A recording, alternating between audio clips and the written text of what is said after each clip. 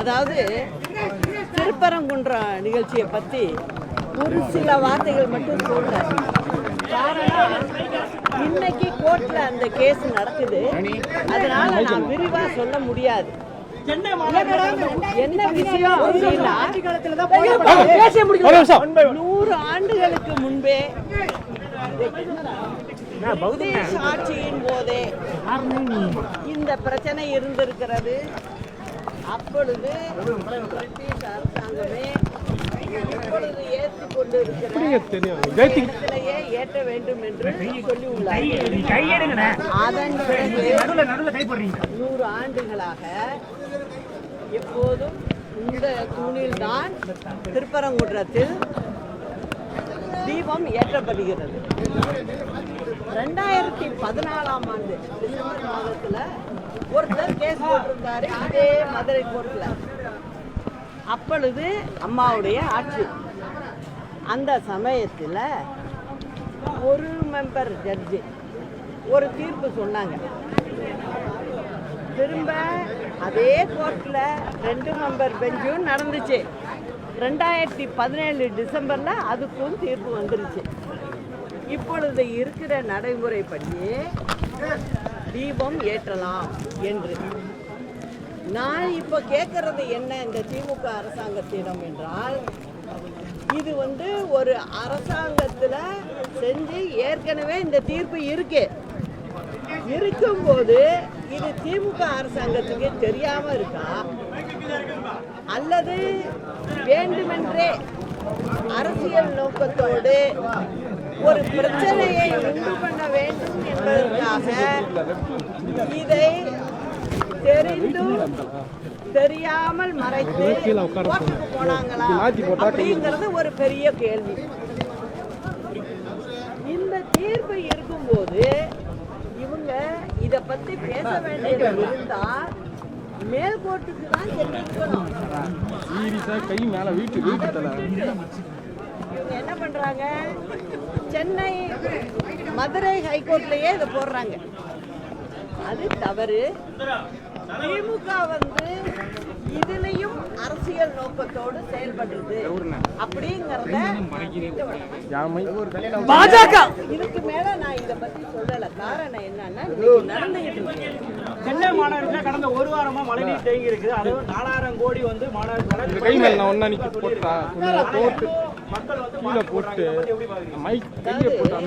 சென்னை மாநகரத்துல நீங்க எல்லாருமே குடியிருக்கீங்க, எல்லாரும் நடந்து வர்றீங்க.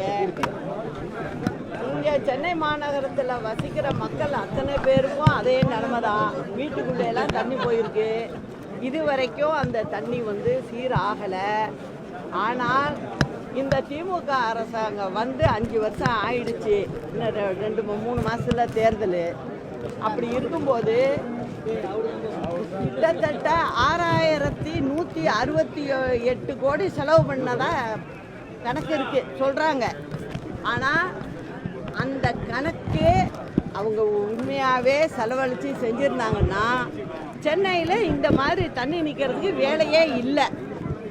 ஆக ஒரு கணக்கை காமிச்சிட்டு தவறு நடக்குது. ஏன்னா அதுக்கு சாட்சி இங்க உள்ள தண்ணி நிக்கிறது தான். மக்களுக்கும் அந்த விஷயம் தெரியுது அப்படிங்கிறத சொல்லிக்கிறேன்.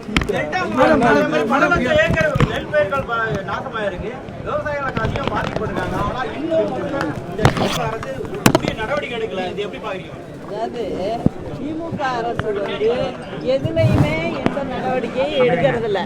அவங்க செய்யற ஒரே நடவடிக்கை என்னன்னா, மாற்றுக் கட்சியை திட்டுறது, அதாவது எதிர்கட்சியை திட்டுறது, அதுக்காக செலவு பண்ணுறது, மீட்டிங் போடுறது. இந்த வேலை தான் 5 வருஷமாக அவங்க பார்த்துக்கிட்டு இருக்காங்க. இது தமிழ்நாடு மக்களுக்கு நல்லா தெரியும். ஆனால் என்னன்னா, ஜனவரி மாதத்திலேயே மழை யாரும் எதிர்பார்க்காத நேரத்தில் மழை நெல் பயிர்களை அந்த சமயத்துல 60,000 ஏக்கர் சேதம் அடைஞ்சிச்சு ஜனவரி மாசத்துல. அந்த சமயத்துல பாத்தீங்கன்னா உணவுத்துறை அமைச்சர் என்ன சொல்றாரு? 63 கோடி ரூபாய் ஒதுக்கி விவசாயிகளுக்கு கொடுக்குறோம் அப்படின்னு சொன்னாரு. இன்னைக்கு 11 மாதம் முடிய இன்ன வரைக்கும் ஒத்த பைசா கொடுக்கல. இது வந்து சும்மா பொய் சொல்லிக்கிட்டு ஊரை ஏமாத்திக்கிட்டு போயிட்டு இருக்காங்க. இதுதான் நடந்துகிட்டு இருக்கு. இப்போ பார்த்தீங்கன்னாக்க இப்போ 2-3 நாளாக பெய்யுற மழையில டெல்டா மாவட்டத்தில் 60,000 ஏக்கரு பாதிப்படைஞ்சிருக்கு. தஞ்சை மாவட்டத்தில் 15,000 ஏக்கர் பாதிப்படைஞ்சிருக்கு. மயிலாடுதுறை மாவட்டத்தில் 62,000 ஏக்கர் பாதிப்படைஞ்சிருக்கு. நாகப்பட்டினம் மாவட்டத்தில் 60,000 ஏக்கர் பாதிப்படைஞ்சிருக்கு. அந்த பக்கம் கலெக்டரோ அதிகாரிகளோ அமைச்சர்களோ ஓட்டு போட்டு வாக்களித்து வந்த எம்எல்ஏவோ பாராளுமன்ற உறுப்பினரோ யாரையும் அந்த பக்கம் காணும். இதுதான் நடந்துகிட்டு இருக்கு. இதை மக்கள் மனதில் வச்சு நல்லபடியாக 26ல் சரியான பாடத்தை திமுகவுக்கு கொடுக்கணும்னு சொல்லிக்கிறேன். அது மட்டும் இல்லை, இப்போ வந்து பிஎம் கிசான், அதாவது பிரதம மந்திரி கிசான் திட்டம்னு ஒன்று மத்திய அரசு திட்டம். அதுக்கு நம்ம ஒரு பைசா செலவு இல்லை. எந்த ஸ்டேட் கவர்மெண்ட்டுக்கும் செலவு கிடையாது. அவங்க ஏழை விவசாயிங்களுக்கு வருஷத்துக்கு 6,000 ரூபாய் கொடுக்குறாங்க. 3 தவணையாக கொடுக்குறாங்க. இப்போ நீங்கள் பார்த்தீங்கன்னா ஆந்திராவில் 5 கோடியே 19 லட்சம் மக்கள் தொகை இருக்கு. அங்க இந்த பயனாளிகள் எவ்வளவு விவசாய பயனாளிகள்னு பார்த்தீங்கன்னா 40,80,000 பேர் பயன்பெற்றிருக்காங்க. 6,000 ரூபான்னு வாங்கி. சரி, அடுத்தது பாருங்க தெலுங்கானால பார்த்தீங்கன்னா 3 கோடியே 52 லட்சம் மக்கள் தொகை. அங்க எவ்வளவு பயனாளிகள் இருக்காங்கன்னு பார்த்தீங்கன்னா 30,70,000 பேர் இந்த பண உதவி பெற்றிருக்காங்க. கர்நாடகாவை பார்த்தீங்கன்னாக்க மக்கள் தொகை 6 கோடியே 10 லட்சம். அங்கே எவ்வளோ விவசாயிகள் பயன்பட்டுருக்காங்கன்னு பார்த்தீங்கன்னா 43,80,000 பேர் பயன்பட்டுருக்காங்க. சரி, சின்ன மாநிலம் கேரளாவில் மணல் தொகை குறைவு. அங்கே 3 கோடியே 20 லட்சம் மக்கள் தொகை இருக்காங்க. அங்க என்ன ஆகுது? 22,70,000 பேரு அங்க உள்ள விவசாயிகள் பயன்படுத்துறாங்க. தமிழ்நாட்டை எடுத்துக்கிட்டீங்கன்னா 7 கோடியே 21 லட்சம் பேர் மக்கள் தொகை இருக்காங்க. ஆனா இங்க பயன்பெற்ற விவசாயிகள் பார்த்தீங்கன்னாக்க வெறும் 22,70,000 பேர். கிட்டத்தட்ட பார்த்தீங்கன்னா 50 லட்சத்துக்கு குறையாம தமிழ்நாட்டில் ஏழை சிறு விவசாயிகள் இருக்காங்க. அவங்கள ஒழுங்குமுறையாக கணக்கெடுத்து இவங்க மத்திய அரசுக்கு அனுப்பியிருந்தா ஒவ்வொரு குடும்பத்துக்கும் 6,000 ரூபாய் கிடைச்சிருக்கும். ஆனால் திமுக அரசு அதை செய்யலை. திமுக அரசுக்கு அரசாங்கத்தை எப்படி நடத்தணும் அப்படிங்கிறதே தெரியல. இதை நான் திரும்ப சொல்லிக்கிட்டே இருக்கேன். இதனால பார்த்தீங்கன்னா 30 லட்சம் பேருக்கு கொடுக்க வேண்டிய பண உதவியை வாங்கி கொடுக்க வக்கில்லாத அரசு தான் இந்த திமுக அரசு. இதனால 1,800 கோடி ரூபாய் இந்த விவசாயிகளுக்கு போற பணம் போகல அப்படிங்கிறதையும் சொல்லிக்கிறேன். திமுக ஆட்சியே நடத்தல. அவங்கள பொறுத்த வரைக்கும் கட்சியை எப்படி நடத்துறது, கட்சியில எந்த கட்சிக்காரவங்களை சேர்க்கறது, இந்த மாதிரி பண்றாங்களே ஒழிய வாக்கு போட்ட மக்களுக்காக எதுவும் செய்யல. அதே போல பாத்தீங்கன்னா லேப்டாப் அம்மா கொடுத்துக்கிட்டு இருந்தாங்க. அதிமுக ஆட்சியில 51,70,000 பேருக்கு கொடுத்துருக்காங்க. அவ்வளவு பிள்ளைங்க பயன்பெற்றிருக்கு. இப்ப 5 வருஷமா இவங்களுடைய தேர்தல் அறிக்கை நம்பர்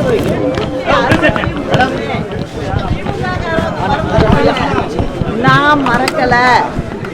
163வது இதான் என்ன சொல்றாங்க தேர்தல் அறிக்கையில, நாங்கள் லேப்டாப் எல்லாருக்கும் கொடுப்போம் அப்படின்னு சொன்னாங்க. 5 வருஷம் ஆயிடுச்சு. அடுத்த தேர்தல் வாக்கு சேகரிக்க போகணும்.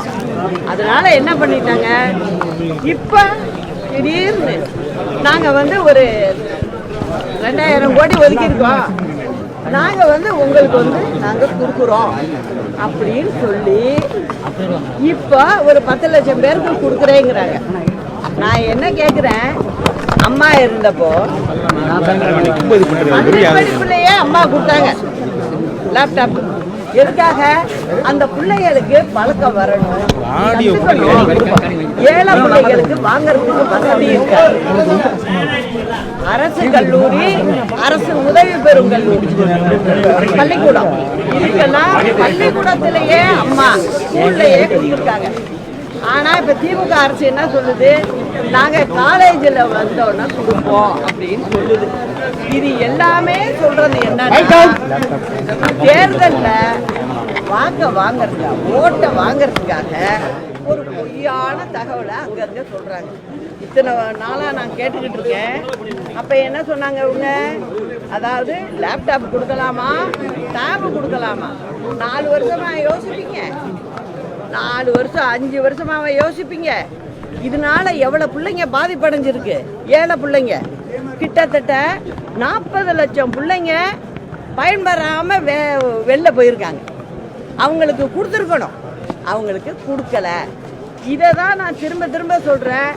இந்த அரசாங்கம் 12 லட்சம் கோடி கடனை வாங்கியிருக்க ஒழிய, இந்த கடனை வாங்கி இந்த அரசாங்கத்தில் எல்லாரும் அவங்க சாப்பிட்டுக்கிட்டு இருக்காங்களே ஒழிய, உண்மையா உறுதியா மக்களுக்கான வேலைகளை அவங்க செய்யலைங்கிறத நான் திரும்ப திரும்ப சொல்றேன். தேர்தலில் இதோடைய பிரதிபலிப்பு நிச்சயம் தெரியும். நான் விடுறதா இல்ல. அதிமுகவை அமித்ஷா தான் வழி நடத்துறாரா? அதிமுகவை அமித்ஷா தான் வழி நடத்தி விரிந்த சக்திகளை ஒன்றிணைப்பதற்காக தான் நான் மத்திய அமைச்சர் சந்திச்சேன்னு சொல்லிட்டு ஓ பன்னீர்செல்வம் தெரிவிக்கிறாரு. அப்போ அதிமுகவை அமித்ஷா தான் ஒன்றிணைப்பாரா அப்படின்ற கேள்வி எழுது. நான் என்ன சொல்றேன் உங்களுக்கு, முதல்ல நீங்கெல்லாம் மக்கள் பிரச்சனையை கையில எடுங்க. அந்தந்த கட்சி, அந்தந்த இயக்கத்தை சேர்ந்தவங்க பார்ட்டியை எப்படி நடத்துறாங்க, என்ன பண்றாங்க, என்ன தேர்தல் நிர்வகிக்கிறாங்கன்றது அந்த சமயத்துல தேர்தல் நேரத்துல தெரியும்.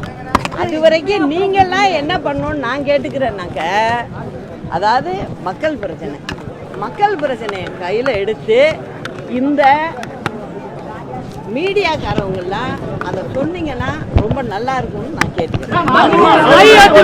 மூத்த தலைவர்கள் ஒருத்தர் செங்கோட்டையன் அதாவது என்னை பொறுத்த வரைக்கும் நான் சொல்றது, ஒருத்தங்க மேல கோபம் இருக்குங்கிறதுக்காக பெரிய முடிவுகளை நம்ம அவசரப்பட்டு எடுக்கக்கூடாது. காரணம், இந்த எங்களுடைய தலைவர்கள் இருவருமே மக்களுக்காகவே வாழ்ந்துட்டு போயிருக்காங்க. அந்த பழக்கத்தில், அந்த வழிகாட்டுதலில் வர்றவங்க இந்த மாதிரி செய்யறது, அது நான் எப்படி சொல்றதுன்னே எனக்கு தெரியல. அதுதான்.